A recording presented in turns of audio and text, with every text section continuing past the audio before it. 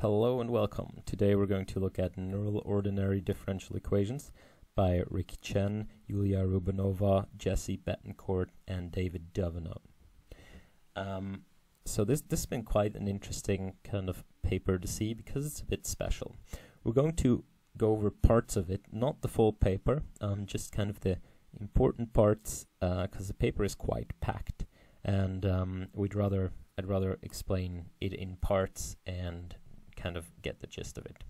So basically what they do is they say we introduce a new family of deep neural network models. Instead of specifying a discrete sequence of hidden layers, we parameterize the derivative of the hidden state using a neural network. The output of the network is computed using a black box differential equation solver. These continuous depth models have constant memory cost, adapt their evaluation strategy to each input, can explicitly trade numerical precision for speed. I mean, it sounds awesome, honestly. It sounds really cool, and it sounds really new. And yeah, all right, let's jump in. So what they say is, let's look at kind of classic neural networks, especially residual neural networks. So what residual neural networks do is, in each hidden layer, they kind of have a representation, HT.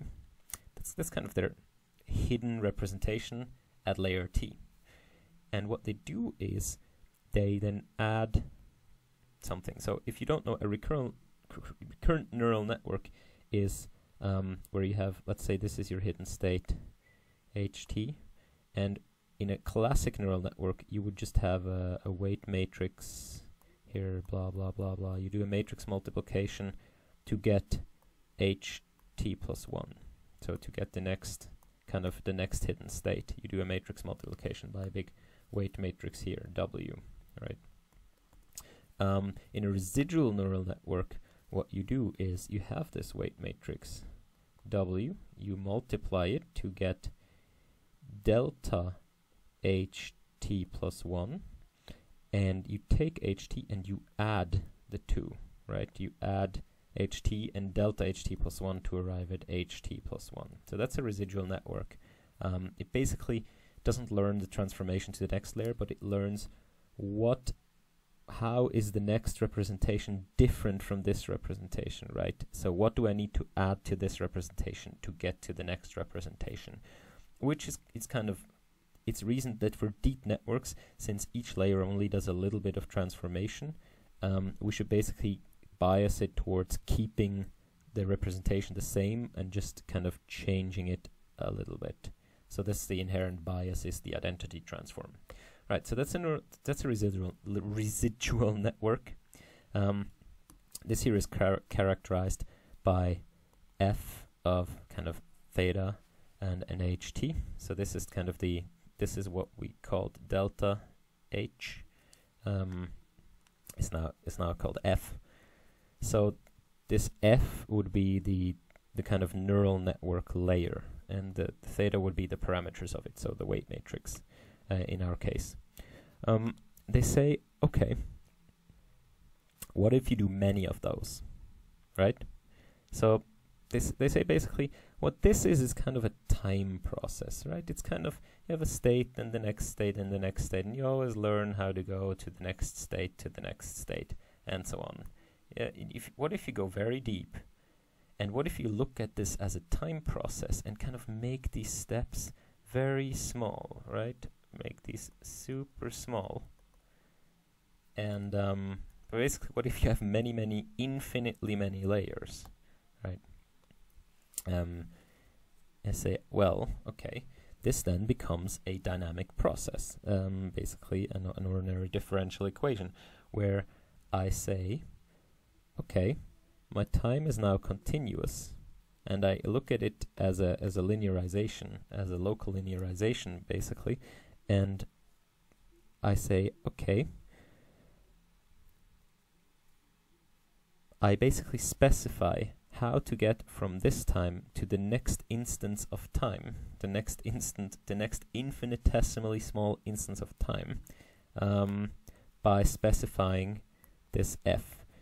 And in the continuous case, this is to say that the derivative of the hidden state is now parameterized by a neural network, right? So if you know what a differential equation is, it has like let's look at it here. It's like a start state, and then what you do is you specify how at each point in time, so that's t, at each point in time, how does the gradient look? So maybe the gradient looks like this. And then what an ODE solver will do is the ODE solver will say, okay, the gradient looks like, so I'm going to do an infinite small step in this direction. And then it goes back to f. Hey, f, what's the gradient at this infinitely small step next in time? And then f would say, well, the gradient is like this. And then the ODE solver will go like, okay, I need to be a little bit flatter, so I go here. So what's the gradient at this time? Okay, maybe it's up this. I need to go up here. So the ODE solver will kind of construct a curve, and at each point, it needs to look that whatever f says is the gradient is actually the gradient, right? F, this is the gradient, this is the gradient, this is the gradient.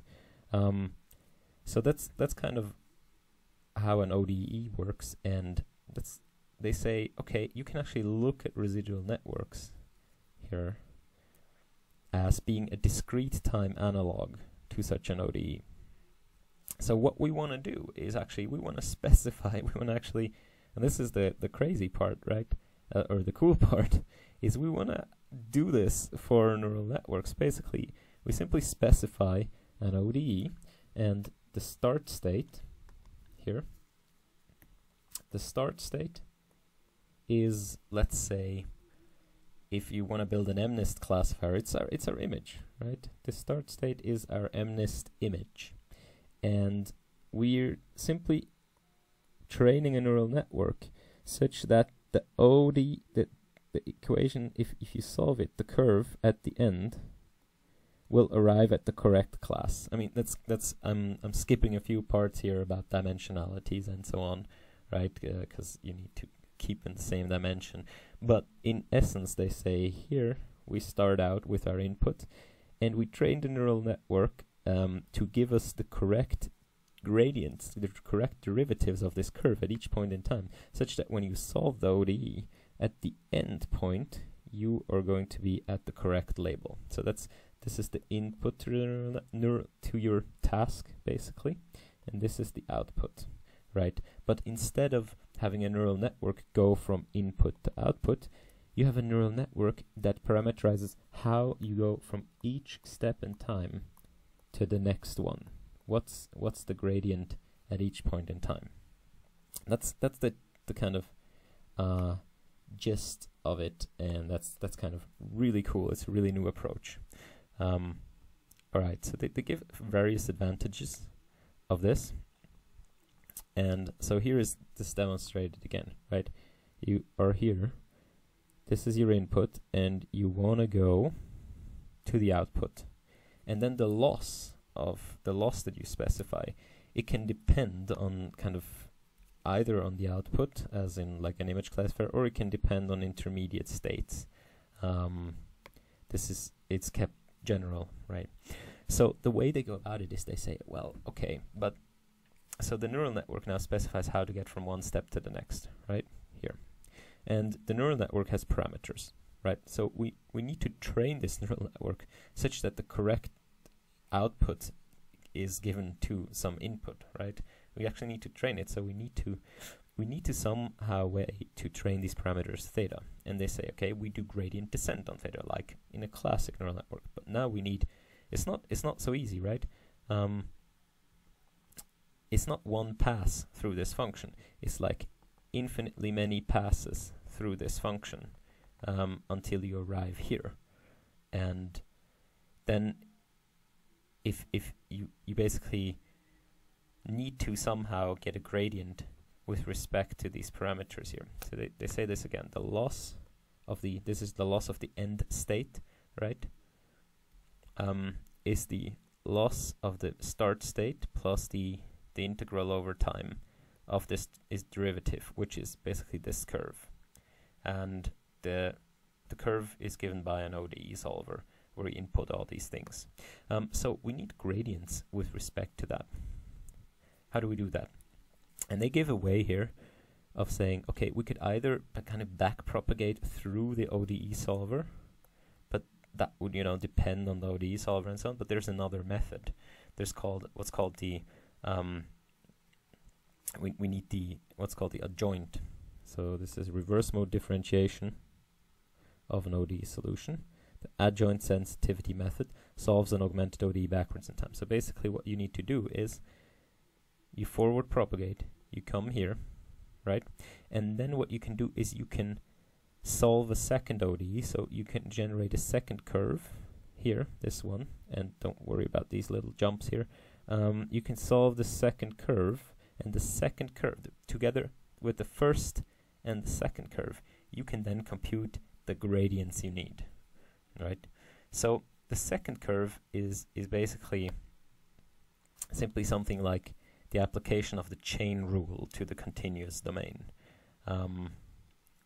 and you need to adjust these jumps here only when your loss depends on intermediate states.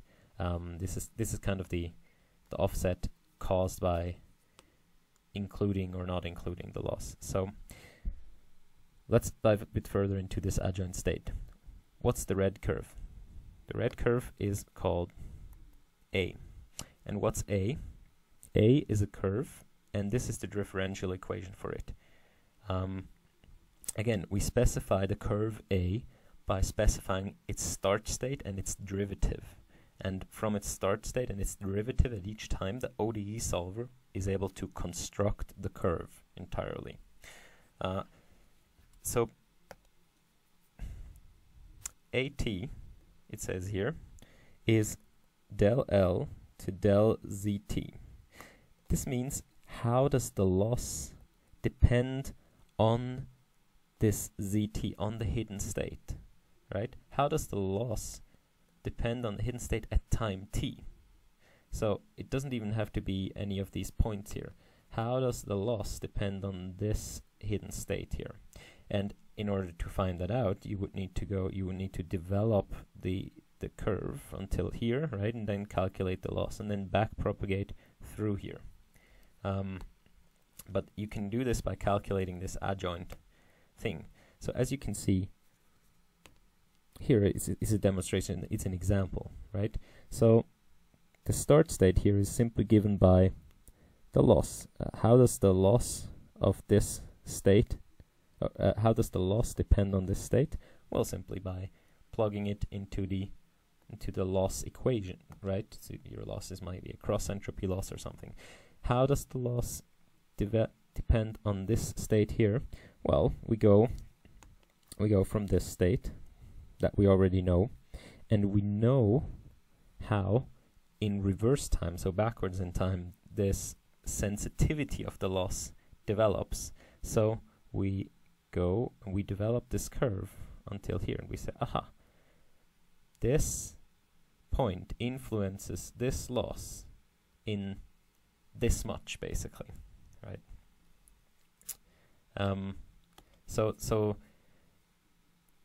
And if the loss explicitly depends on this point, then we have to calculate in this offset, since this point here only depends on this time up till here, and then it changes, so there's a discontinuation. But yeah, don't worry about that too much. Basically, what we can do is we can calculate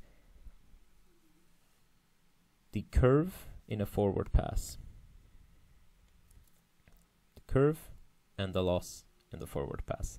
Then we can do a second pass backward, again by an ODE solve, to say how does the loss depend on each one of the states here, of the hidden states, right? So that's the second point. But that's not all, because we're ultimately not interested in how the loss depends on hidden state. We're interested in how the loss depends on these parameters that tell us how to get from one hidden state to the next. But luckily, we can then simply evaluate this integral that depends, as you can see here, on A and on z, we can evaluate this and get the gradients for the parameters, right? So I also have to say the parameters are static, so the parameters are given over the entire duration of this. They're the same. Simply what changes is time. All right. So this is how you can get gradients with respect to parameters. And the cool thing is now you can train these. You can actually train this neural network here that tells you how to go from one state to the next, such that if you input the digit 2 as an image, you can output 2. I mean, not exactly, but that's the point, right? You can by going through this motion, by going through this ODE solve. So that's immensely cool. They actually define how to do this here in one forward, one kind of backward pass. You can solve everything at the same time. It's pretty cool. And they evaluate their net and they compare it with a bunch of other nets, and they interestingly show that so basically with an ODE solver you can never kind of tell how many evaluations it's going to do, because it's going to get increasingly accurate over time. So you let it run, and maybe it's going to first generate a curve that's like something like this, right? And then it needs to say, crap, okay, I need to go back and refine, and then it maybe goes a curve like this and so on. So it gets continually closer over time, and for that it needs to kind of query. It's like a query. It needs to query this f. So you need to give it the function as an evaluable function, and it goes and asks, okay, I need to know it here. Okay, I got it from here. Okay, I need to know it here. Okay, I got it from. Oh no, I didn't get it. Okay, I also need to know it here. All right, and so you can never know how much they will evaluate, but you basically have a parameter to trade off accuracy and how much they evaluate. That's what they show here. So the less error they want in their forward pass, the more forward passes they have to do. That's this curve. The more forward passes they do, the more time they have to invest, right? That's this curve. But interestingly, the more forward passes, the time required for forward passes, or the evaluations required for forward passes, increases also the evaluation required for backward passes, but not by much. So that the backward passes require about half the amount of evaluations as the forward passes, which is encouraging, since the backward passes don't go kind of overboard, like if you had to backpropagate through the operations of the ODE solver itself. And they also show, as your training epoch continues, the ODE solver requests more and more evaluations for the same epoch, basically, or the same samples within different epochs, which means as it gets more accurate, kind of it needs to know more and more and more about the samples, basically about the training samples, which is all basically showing that this kind of works. Yeah, so they get into normalizing flows, which I don't want to get into here much because we haven't done a video on that yet. We'll do one, but they basically show that it's quite easy to do normalizing flows in a continuous fashion. And the topic of normalizing flows is in itself pretty cool.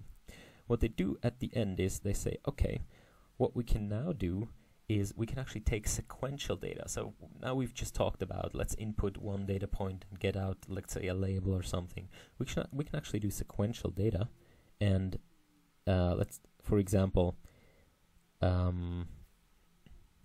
an RNN encoder for our sequential data. Say here, these are data points, right? These are measurements, like blood pressure of a person. And what we can do is we can do a variational autoencoder. We've talked about this.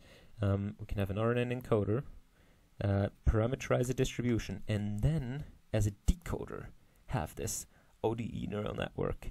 And basically what that allows us to do is that allows us to deal with time steps that are not regularly sampled. And so we can extrapolate from the data point at times not regular samplings. Like with RNNs, you're basically forced to have always the same time step difference. Otherwise, you have a very tough time. But with this, since these are continuous flows, you can basically unroll them and evaluate them at whatever time you want. So they have pretty cool experiments here where they kind of try to learn these kind of spiraling behaviors. And you see on top the RNN decoder will get all jaggy and so on, whereas so basically as the neural ordinary differential equation will generate quite, let's say, smooth things. And also it can extrapolate, as you can see here. It can go, the red thing is the extrapolation. There's only data where the green dots are. So that's pretty cool. You can see the RNN sometimes isn't able to kind of continue the flow, as you can see in here. It extrapolates wrongly. So these kind of, I mean, it's a toy example, but these kind of dynamics are pretty cool. And they also show here when they learn the spirals and vary one dimension of the latent code that is given by the encoder, then the flow goes from clockwise, it goes from to counterclockwise, as you see here. I've drawn this in wrong, but so it's pretty cool what these things learn. And since it's only small data right now, small models, but I'm pretty sure this is going to develop further and be a cool alley of research, cool idea, and looking forward to what they come up next. Alright, so that was it for today, a bit shorter, but I hope this was somewhat clear enough. Alright, have a great day.